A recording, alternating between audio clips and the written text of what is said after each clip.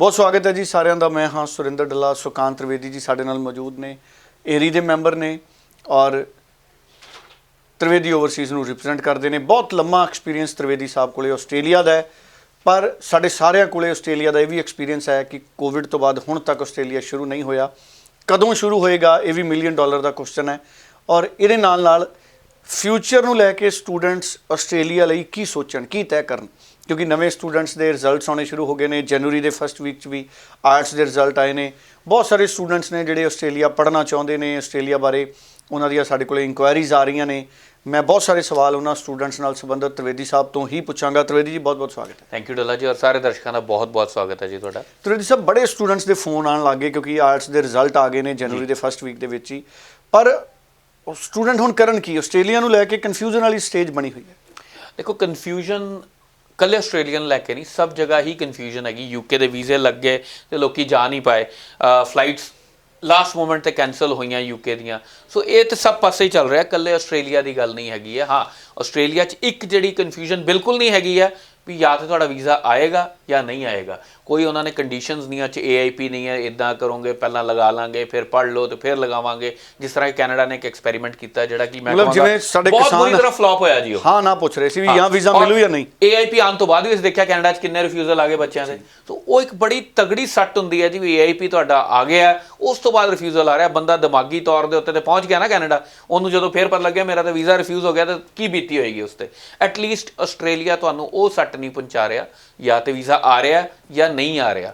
सो visa आने तो बाद की सिचुएशन हैगी है, ये बड़ा बड़ा इंपॉर्टेंट क्वेश्चन है। वीज़ा आ किधर है? अप्लाई हो रहे हैं? बिल्कुल हो रहे जी, अप्लाई हो रहे हैं लगातार महीने के। देखो बहुत ज़्यादा तो नहीं, 7-8-10 वीज़े लै रहे हैं जी, आ रहे हैं। और ये मौका उन्होंने स्टूडेंट्स लिए मैं कहना बहुत ही प्राइम मौका है ਜਿਹੜੇ थोड़े जे एवरेज है नॉर्मल सरकमस्टांसिस ਜਿਹੜੇ सोच नहीं सकते सी आस्ट्रेलिया उन्होंने वीज़ा देगा, इसलिए उन्होंने भी लग रहे हैं। स्पाउस केसिस वास्ते बड़ा जबरदस्त मौका है जी, वीज़े बड़े वधिया तरीके नाल सब दे लग रहे हैं। स्पाउस केस दे भी जी बिल्कुल जी। असली गल की है, हुण दिक्कत की हैगी है भी वीज़ा आने तो बाद की करना। क्या पढ़ाई करनी कंपलसरी है आस्ट्रेलिया के स्टूडेंट्स को, ऑनलाइन पढ़ना ही पैना? दोस्तों तुहानूं गल समझावांगा। आस्ट्रेलिया दे विच एक साल दे विच तुसीं 8 सबजैक्ट पढ़ने हुंदे ने, एक semester which 4 subject.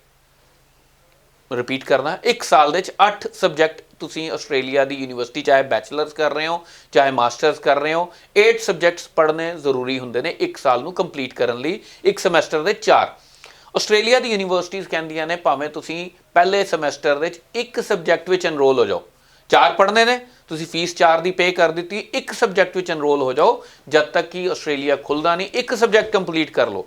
That will mean हफ्ते दे करीबन 6 घंटे की पढ़ाई, सिर्फ only 5 to 6 hours of study during a week. मैं नहीं समझता इस तो कोई होर वधिया मौका है। और उस तो भी सोने तो सुहागा की है, आस्ट्रेलिया की यूनीवर्सिटीज़ 25 to 30% तक की स्कॉलरशिप्स दे रही ने तुहानूं ऑनलाइन पढ़न दे लई, इस वेले अप्लाई करन दे लई। ਆਪਾਂ यही कंपैरिजन जो कैनेडा नाल करते हैं, ₹1 का डिस्काउंट कोई कैनेडा का कॉलेज नहीं दे रहा, कोई यूनीवर्सिटी नहीं दे रही, कोई स्कॉलरशिप्स नहीं दे रही।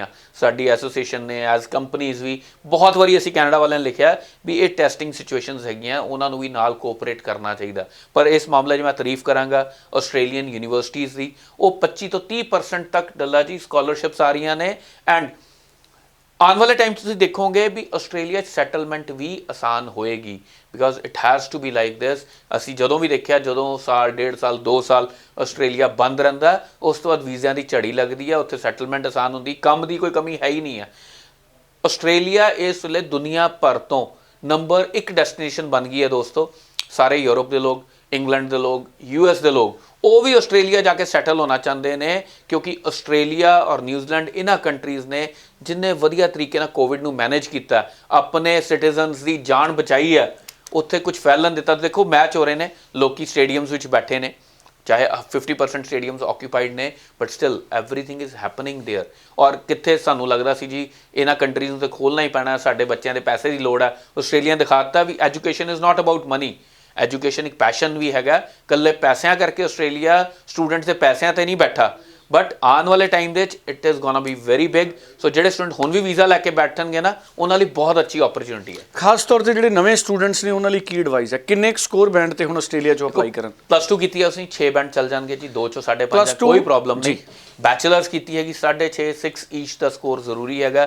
ਐਲੀਕੋਸ ਦੇ ਨਾਲ ਮੈਂ ਪ੍ਰੈਫਰ ਨਹੀਂ ਕਰਦਾ ਜੀ, ਐਲੀਕੋਸ ਦੇ ਨਾਲ ਆਪਣਾ ਵੀਜ਼ਾ ਆਸਟ੍ਰੇਲੀਆ ਦਾ ਅਪਲਾਈ ਨਾ ਕਰਿਓ, ਵੀਜ਼ਾ ਲੱਗਣ ਦੇ ਚਾਂਸਸ ਘੱਟ ਨੇ। 12ਵੀਂ 'ਚ ਮਾਰਕਸ ਘੱਟੋ ਘੱਟ 60% ਲੈ ਕੇ ਚੱਲੋ। ਬੈਚਲਰਸ ਕੀਤੀ ਹੈ ਤਾਂ even 52% should be fine if it is from a category 2 ਜਾਂ ਕੈਟਾਗਰੀ 1 ਯੂਨੀਵਰਸਿਟੀ, ਉਹ ਵੀ ਠੀਕ ਹੈਗਾ। ਇਹ ਬਹੁਤ ਵਧੀਆ ਮੌਕਾ ਡੱਲਾ ਜੀ, ਬਿਕੋਜ਼ 25-30% ਸਕਾਲਰਸ਼ਿਪਸ ਡਿਸਕਾਊਂਟਸ ਮੈਂ ਕਦੀ ਪਿਛਲੇ 16 ਸਾਲਾਂ 17 ਸਾਲਾਂ 'ਚ ਦੇਖੇ ਨਹੀਂ ਆਸਟ੍ਰੇਲੀਆ 'ਚ, ਪਹਿਲੀ ਵਾਰੀ ਦੇਖਿਆ। ਔਰ ਇਹਦਾ ਫਾਇਦਾ ਉਠਾਉਣਾ ਚਾਹੀਦਾ। ਵੀਜ਼ਾ ਬਹੁਤ ਵਧੀਆ ਲੱਗ ਰਹੇ ਜੀ, ਸਭ ਤੋਂ ਜਿਹੜੀ ਵੱਡੀ ਗੱਲ ਹੈਗੀ ਹੈ 2019 12ਵੀਂ ਵਾਲਿਆਂ ਵਾਸਤੇ ਆਹ ਵਾਲੀ intake February March intake is the last chance.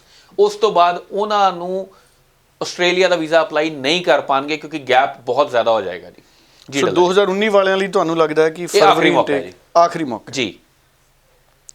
ਚਲੋ 2019 ਵਾਲੇ ਬਹੁਤ ਧਿਆਨ ਦੇ ਨਾਲ ਇਹਨਾਂ ਗੱਲਾਂ ਵੱਲ ਧਿਆਨ ਜਾਂਦੇ ਜਾਂਦੇ ਇੱਕ ਚੀਜ਼ ਹੋਰ ਦੱਸਣਾ ਚਾਹਾਂਗਾ ਡੱਲਾ ਜੀ, ਜੋ ਚੇਂਜਸ ਪਿੱਛੇ ਕੀਤੇ ਨੇ ਆਸਟ੍ਰੇਲੀਆ ਨੇ, ਬਈ ਤੁਸੀਂ ਆਸਟ੍ਰੇਲੀਆ ਪੜ੍ਹ ਲਿਆ, ਇੱਕ ਜਿਹੜਾ ਪੋਸਟ ਸਟੱਡੀ ਵਰਕ ਵੀਜ਼ਾ ਹੁੰਦਾ ਨਾ ਉਹਦਾ ਇੱਕੋ ਵਾਰੀ ਲੱਗਦਾ ਹੁੰਦਾ, ਦੂਸਰੀ ਵਾਰੀ ਨਹੀਂ ਲੱਗਦਾ। ਉਹਦੇ 'ਚ ਬਹੁਤ ਵੱਡਾ ਪੋਜ਼ਿਟਿਵ ਚੇਂਜ ਕੀਤਾ ਇਹਨਾਂ ਨੇ ਵੀ ਤੁਸੀਂ ਤੁਹਾਡਾ 2 ਸਾਲ ਜਾਂ 3 ਸਾਲ ਵਾਲਾ ਵੀਜ਼ਾ ਮੁੱਕ ਗਿਆ। Normal cities it's 2 years, regional centres 3 years, regional area 'ਚ 4 years। Ones you finish that ਤੁਹਾਡੇ ਕੋਲ 2 ਸਾਲ ਉਹਨੂੰ ਹੋਰ ਐਕਸਟੈਂਡ ਕਰਨ ਦਾ ਮੌਕਾ ਹੈ ਜੇ ਅਸੀਂ ਰੀਜਨਲ ਏਰੀਆ 'ਚ ਅੱਗੇ ਵੱਸਦੇ ਹੋ।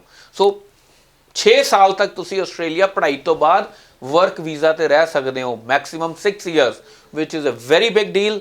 6 ਸਾਲ ਤੇ ਬੰਦਾ ਕੀ ਦਾ ਕੀ ਕਰ ਲੈਂਦਾ ਜੀ। ਬਿਲਕੁਲ ਠੀਕ ਹੈ। ਸੋ 6 ਸਾਲ ਤੱਕ ਦਾ ਜਿਹੜਾ ਵਰਕ ਵੀਜ਼ਾ ਹੈ ਉਹ ਪੋਸਟ ਸਟੱਡੀ ਵਰਕ ਵੀਜ਼ਾ ਜਿਹੜਾ ਉਹ ਮਿਲ ਸਕਦਾ ਜੀ। ਜੀ ਚਲੋ thank you so much Trivedi ਜੀ, ਬਹੁਤ ਇੰਪੋਰਟੈਂਟ ਇਨਫੋਰਮੇਸ਼ਨ ਹੈ। ਜਿਹੜੇ ਫਰੈਸ਼ ਪਾਸ ਆਊਟ ਨੇ ਜਾਂ 2019 ਵਾਲੇ ਨੇ, ਕੀ ਤ੍ਰਿਵੇਦੀ ਸਾਹਿਬ ਹੁਣੇ ਤੁਸੀਂ ਵੀ ਅਪਲਾਈ ਕਰਦੇ ਹੋ ਸਾਰਿਆਂ ਦੇ? ਬਿਲਕੁਲ ਕਰ ਰਹੇ ਜੀ, ਇਸ ਵੇਲੇ ਜ਼ੋਰ ਸ਼ੋਰ ਨਾਲ ਉਹਨਾਂ ਦੀ ਐਪਲੀਕੇਸ਼ਨਸ ਚੱਲ ਰਹੀਆਂ ਨੇ। ਸੋ ਮੈਂ ਦੋਸਤੋ ਆਈ ਨੋ ਐਵਰੀਬਡੀ ਇਜ਼ ਅੰਡਰ ਸਟ੍ਰੈਸ ਯਾਰ, ਤੁਹਾਨੂੰ ਵੀ ਹੈ ਵੀ ਹੁਣ ਅਪਲਾਈ ਕਰ ਦਈਏ, ਪਤਾ ਨਹੀਂ ਕਦੋਂ ਜਾਵਾਂਗੇ ਆਸਟ੍ਰੇਲੀਆ। ਪਰ ਤੁਸੀਂ ਦੇਖੋ ਵੀ ਵੈਕਸੀਨ ਲਾਂਚ ਹੋ ਗਈ ਹੈ, ਆਪਣੇ ਇੱਥੇ ਵੀ ਲੱਗਣੀ ਸ਼ੁਰੂ ਹੋ ਗਈ ਹੈ, ਆਸਟ੍ਰੇਲੀਆ 'ਚ ਬੜੀ ਜਲਦੀ ਲੱਗ ਜਾਣੀ ਹੈ। ਐਂਡ ਹਰ ਕੰਟਰੀ ਨੇ ਆਪਣਾ ਬਿਜ਼ਨਸ ਤੇ ਤੋਰਨਾ ਅੱਗੇ। 1 ਸਾਲ ਉਹਨਾਂ ਨੇ ਵੀ ਰੋਕ ਲਿਆ which is a very big deal. ਲਾਲਚ ਵਿੱਚ ਨਹੀਂ ਆਏ, ਯੂਕੇ ਨੇ ਚਲਾਇਆ, ਕੈਨੇਡਾ ਨੇ ਚਲਾਇਆ, ਫਿਰ ਯੂਕੇ ਦੁਬਾਰਾ ਲਾਕਡਾਊਨ 'ਚ ਗਿਆ। ਇਹਨਾਂ ਨੇ ਇੱਕੋ ਵਾਰੀ ਇਹਨੂੰ ਕਲੀਅਰ ਕਰਕੇ ਅਲੱਗ-ਅਲੱਗ ਸਟੇਟਸ ਨੇ ਆਪਣੇ ਪ੍ਰਪੋਜ਼ਲਸ ਵੀ ਦਿੱਤੇ ਹੈ ਵੀ ਅਸੀਂ ਕਿਸ ਤਰ੍ਹਾਂ ਕੁਆਰੰਟੀਨ ਕਰਾਉਣਾ ਸਟੂਡੈਂਟਸ ਨੂੰ ਲਿਆ ਕੇ। ਮੈਨੂੰ ਦਿਖ ਰਿਹਾ ਵੀ ਮਾਰਚ ਦੇ ਵਿੱਚ ਜਾਂ ਹੱਦ ਅਪ੍ਰੈਲ ਫਰਸਟ ਵੀਕ ਦੇ ਵਿੱਚ ਆਸਟ੍ਰੇਲੀਆ ਜ਼ਰੂਰ ਫਲਾਈਟਸ ਰਿਜ਼ਿਊਮ ਕਰੇਗਾ ਜੀ। ਚਲੋ thank you so much Trivedi ਜੀ। ਕਿਸੇ ਵੀ ਸਟੂਡੈਂਟ ਨੂੰ ਕੋਈ ਕਨਫਿਊਜ਼ਨ ਹੈ ਤੇ ਤ੍ਰਿਵੇਦੀ ਸਾਹਿਬ ਨਾਲ ਸਿੱਧਾ ਰਾਬਤਾ ਬਣਾਓ, ਕੋਈ ਕਲੈਰੀਫਿਕੇਸ਼ਨ ਚਾਹੀਦੀ ਉਹ ਵੀ ਜ਼ਰੂਰ ਲਓ। Thank you so much. Right Dalla ji, thank you very much. And ਸਾਰੇ ਦੋਸਤਾਂ ਦਾ ਬਹੁਤ ਬਹੁਤ ਧੰਨਵਾਦ ਜੀ।